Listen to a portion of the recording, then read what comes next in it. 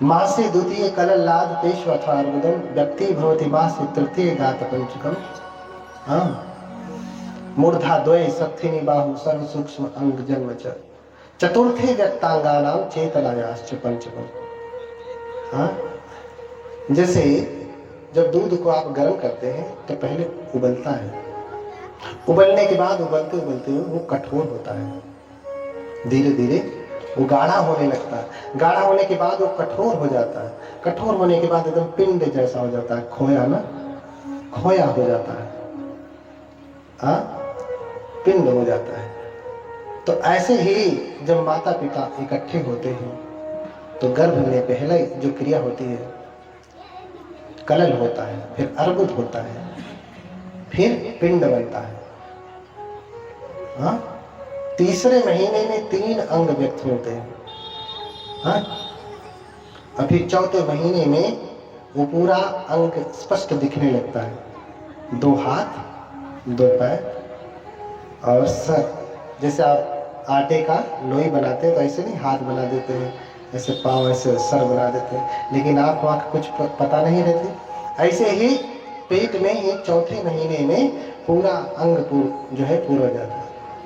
चतुर्थे व्यक्तांगाना चेतनायाश्च पंचम। चौथे महीने में अंग यानी बच्चा पूरा, हाथ पाँव सर ये पूरा बन जाता है। और फिर 5वें महीने में चेतना का निर्माण होता है, चेतना का, ध्यान से सुनिए। 5वें महीने में किसका निर्माण होता है? चेतना। चेतना यानी मन बनता है। यानी 5वें महीने के बाद अब जो गर्भ में संतान है उसमें हलचल होने लगती है, हिलने डुलने लगता है। अब इतना जोर से नहीं हिलेगा कि धक्का मुक्की करे, वो तो 7वें 8वें महीने में करने लगता है। लेकिन 5वें महीने में वो जो पेट में पिंड है वो जीवित हो जाता है। हाँ, इसलिए चौथा महीना पूरा होते ही 5वां महीना लगने वाला है कि बौद्ध धर्म में गर्भ मंगल संस्कार कराया जाता है। क्या कराया जाता है? गर्भ मंगल संस्कार, यानी गर्भ में ही बच्चे को उपदेश दिया जाता है। कल हमने बताया था सुवन्यता, सुस्थिरता, सुसंठाना, सुरूपता, हाँ, आधिपत्य च परिवारों शब्द में देना लभते। तो गोरा रंग होगा, सुंदर कंठ होगा, सुडौल शरीर होगा, सुंदर शरीर होगा और आकर्षक होगा। ये कैसे होता है? जब कोई व्यक्ति बुद्ध की अनुगामी की निधि को प्राप्त करता है। अनुगामी की निधि कैसे प्राप्त होती है?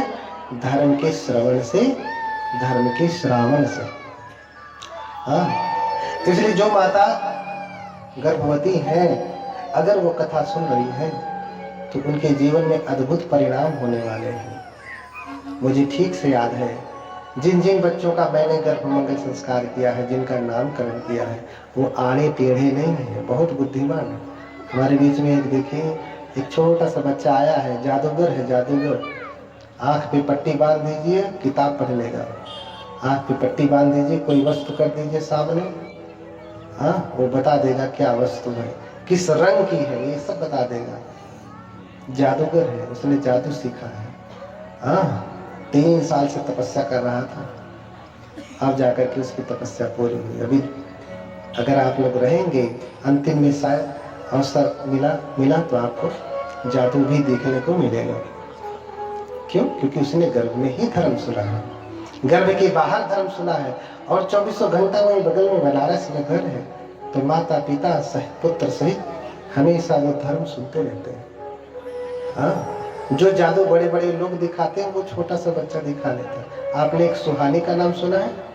आजकल यूट्यूब फेसबुक पे बिना देखे आप अपने मन में एक गिनती गिनिए, वो बता देती है, सब लड़का बता देने वाला। अभी आगे सीख रहा है, आगे जो है आप मन में सोच के आ रहे हैं ना, बैठ के कथा सुनते हुए गरिया रहे हैं, हाँ, कि प्रशंसा करें, वो भी सब सुनेगा, हमें बताएगा। हाँ, सुन के बताएगा कि देखिए वो कथा सुन रही थी तो गरिया रही थी। हाँ, हम चाहते हैं सार्थक खड़े हो जहाँ है वहीं खड़े हो जाए, कम से कम दर्शन कर ले उनका। ओ देखिए प्यारा सा बच्चा, हाँ, इधर सामने आ जाओ बाबू,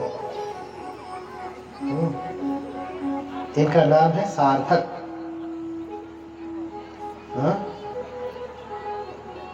बोलिए भगवान बुद्ध की, भगवान बुद्ध की।